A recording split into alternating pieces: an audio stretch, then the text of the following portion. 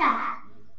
I am Akshita. I am learning standard 3rd. आज 15 August 1947 रोजी आपला भारत देश स्वातंत्र्य झाला.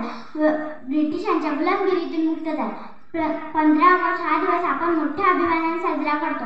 या दिवशी हा दिवस म्हणजे आपला भारताचा राष्ट्रीय सण. परंतु मित्रांनो, यासाठी स्वराज्य हा माझा जन्मसिद्ध हक्क आणि तुम्ही मिळवणारच असे ठणकावून सांगणारे लोकमान्य टिळक. तुम मुझे खून दो मैं तुम्हें आजाद दूंगा, तुम मुझे खून दो मैं तुम्हें आजाद दूंगा असे गरजून सांगणारे सुभाषचंद्र बोस.